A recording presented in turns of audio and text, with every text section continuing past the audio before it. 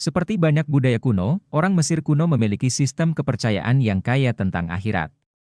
Mereka juga melihat kematian hanya sebagai awal dari perjalanan panjang dan sulit menuju tanah abadi. Oleh karenanya orang Mesir kuno memiliki apa yang disebut kitab orang mati. Itu digunakan sebagai panduan untuk orang yang sudah meninggal menuju tanah abadi tersebut. Asal-usul kitab orang mati Mesir kuno. Dikutip dari GFL Science, kitab orang mati Mesir bukanlah sebuah buku sama sekali. Sebaliknya, itu adalah kumpulan mantra yang ditulis selama sekitar 1000 tahun yang tidak memiliki tatanan, struktur, atau narasi formal. Masing-masing mantra dalam kitab orang mati Mesir kuno tersebut dirancang untuk membantu orang yang sudah meninggal mengatasi tantangan khusus yang mungkin mereka temui di akhirat. Berbagai kombinasi mantra di dalam kitab ini dapat ditemukan pada papirus yang ditempatkan di kuburan di samping jenazah. Mantra paling awal dilukis pada objek di dalam ruang pemakaman keluarga kerajaan Mesir sekitar 2400 SM dan kemudian dikenal sebagai teks piramida. Versi selanjutnya dikenal sebagai teks peti mati, ditulis di peti mati elit non-kerajaan.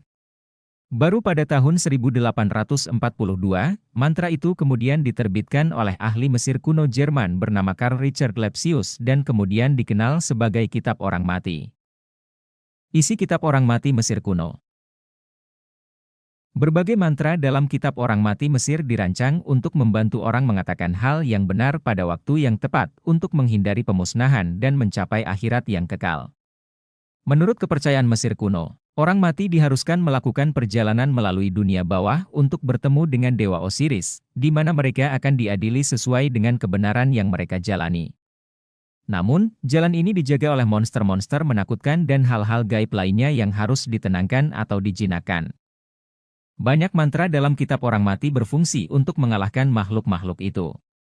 Yang lain berisi jawaban atas banyak pertanyaan yang diajukan para dewa kepada orang mati saat mereka melanjutkan perjalanan mereka.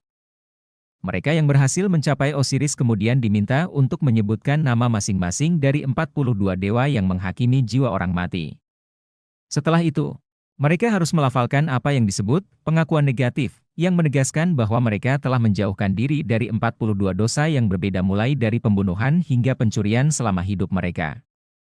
Untungnya, semua informasi ini ditulis dalam kitab orang mati.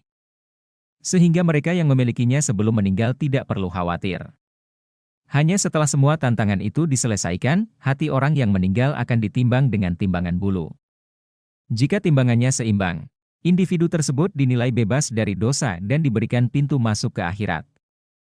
Namun, mereka yang dosa beratnya segera dimakan dan dikutuk untuk dilupakan selama sisa kekekalan. Terima kasih sudah menonton. Jangan lupa like, komen dan subscribe.